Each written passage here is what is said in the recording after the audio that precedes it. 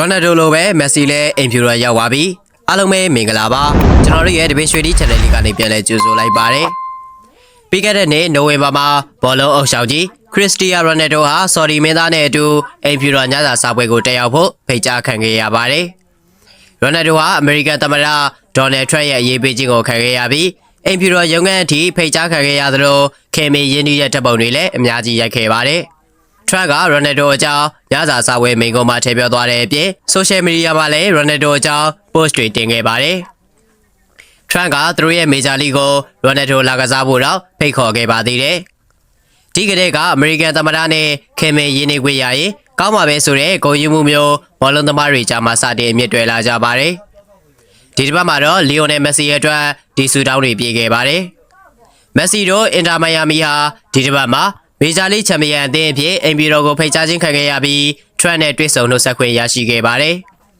တကယ်တော့မက်ဆီကအရင်တုန်းကလည်းအင်ပီရိုရဲ့ဖိတ်ကြားခြင်းကိုခံခဲ့ရပူပါတယ်မက်ဆီဟာ2025နှစ်စပိုင်းမှာတော့သမ္မတဟောင်းဂျိုးဘိုင်ဒန်ချင်းမြင့်တဲ့လူမှုထူးချွန်စုတစ်ခုကိုရရှိခဲ့ပါတယ်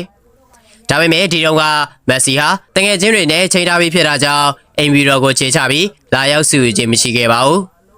ပြီးခဲ့တဲ့ရာသီမှာမက်ဆီတို့အင်တာမိုင်ယာမီကစိတ်ကြီးတကုတ်နဲ့မေဂျာလိချန်ပီယံအဖြစ်အောင်ပွဲခံနိုင်ခဲ့ပါတယ်။မက်ဆီကိုယ်တိုင်လည်းတရားသီလုံးအကောက်ဆုံးကစားသမားအဖြစ် MVP ဆုကိုရရှိခဲ့သလိုရှေ့ဖက်နဲ့ဆုကလည်းမက်ဆီအတွက်ပဲဖြစ်ခဲ့ပါတယ်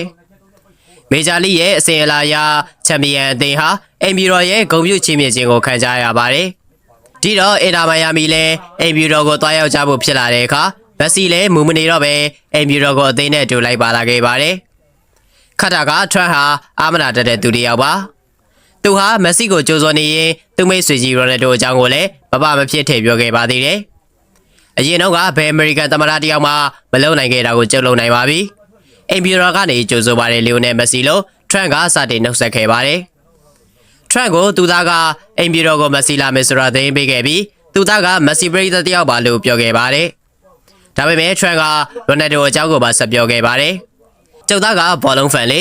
သူကခမရကိုရောရိုနယ်ဒိုဆိုတဲ့လူကြီးမင်းကိုပါသဘောကျတာကျုပ်တို့မှာခန္ဓာကြီးရေလုံးနဲ့ခရစ္စတီယာနိုရှိတယ်မင်းတို့လည်းတော်ကြပါတယ်ချန်ပီယံတွေပေါ့အားကစားသမားကောင်းတွေပါလို့ထရန့်ကအာမနာနဲ့ပြောသွားခဲ့ပါတယ်မက်ဆီနဲ့ရိုနယ်ဒိုဟာခေတ်ဆက်ရှင်ပြိုင်လာကြရင်တယောက်လုံးနိုင်တဲ့အရာကိုနောက်တစ်ယောက်ကလည်းတေချာပေါက်လုံးနိုင်ကြောင်းပြသနေကြပါတယ်အခုဆိုရင်မက်ဆီကရိုနယ်ဒိုလိုမျိုးအင်ပီရိုအထိပေါရောက်နိုင်ခဲ့ပါပြီရိုနယ်ဒိုကလည်းမက်ဆီလိချန်ပီယံဖြစ်သလိုအန်ဒါဆာနဲ့အတူဆော်ဒီပရိုလိချန်ပီယံဖြစ်နိုင်ဖို့ကြိုးစားနေပါတယ်။ကမ္ဘာအခမ်းအနားဆုံးကစားသမားဆိုတဲ့စစ်ကြီးနှစ်ယောက်ဟာလာမယ့်ကမ္ဘာဖလားမှာထိပ်တိုက်တွေ့ဆုံစရာရှိလာပါတယ်။ဒီတစ်ကြိမ်နောက်ဆုံးပြိုင်ပွဲကြရင်ဘသူကဘသူထပ်ပို့သားသွားမလဲဆိုတာ2026ကမ္ဘာဖလားမှာဆက်လက်စောင့်ကြည့်ရပါမယ်။ကြည့်ရှုပေးခဲ့တာကျေးဇူးတင်ပါတယ်။